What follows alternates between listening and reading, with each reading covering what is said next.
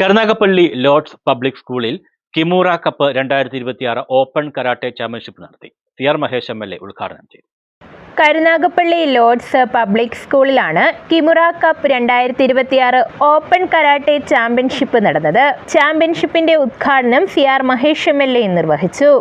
Karunagappally municipal chairperson P. Somarajan അധ്യക്ഷത വഹിച്ച ചടങ്ങിൽ Kimura karate India hanshi Zakir Hussain സ്വാഗതം ആശംസിച്ചു.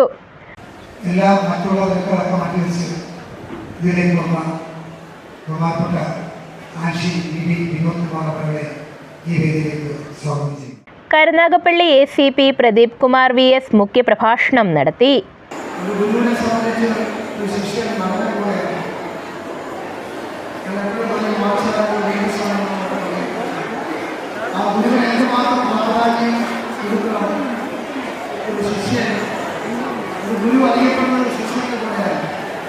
കൂടുതൽ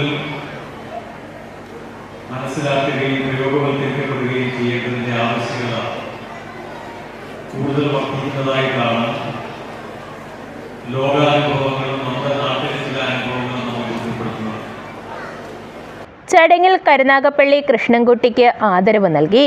Girish Perunthitta, Vinod Kumar VV, Naisam A, Manoj Mahadeva, KDKDA president Vikraman Nair, secretary Anilkumar, BJP Kollam ജില്ലാ committee secretary VS Jithin Dev, Mathew P. Daniel, renshi Chellappan, sensei Sibi Prasad, Rahul, Ameen, Ashlin, Thanseer തുടങ്ങിയവർ പങ്കെടുത്തു.